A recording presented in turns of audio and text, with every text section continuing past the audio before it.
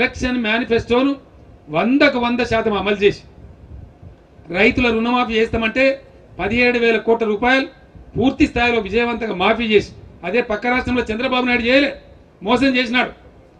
నిన్న మాట్లాడుతుండే ఆయన పెద్దగా ఆంధ్ర రైతులకు ఆంధ్ర డాక్రా వాళ్లకు షడగోపం పెట్టి టోపీ పెట్టి ఇంకా ఆయన తెలంగాణకు వచ్చి వెలుగు పెడతాడట, మళ్ళీ మేమే తెలంగాణలో గెలుస్తామని నిన్న సిగ్గు లేకుండా వైజాగ్లో మహానాడులో మాట్లాడినాడు.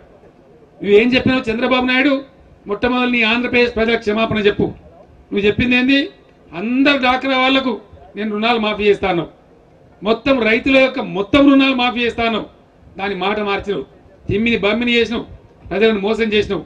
నీలాంటి మోసగాళ్ళకు తెలంగాణలో తావు లేదు, నువ్వు అవసరం లేదు, మాకు ఇంకా సరిపోయింది నీ కథ. కాబట్టి నీ జాగాలో ఉన్న ప్రజలకు నువ్వు సేవ చేసుకో. తెలంగాణకు నువ్వు వచ్చినా నీకు వచ్చేది ఏముండదు, ఇక్కడ డిపాజిట్ కూడా రావు.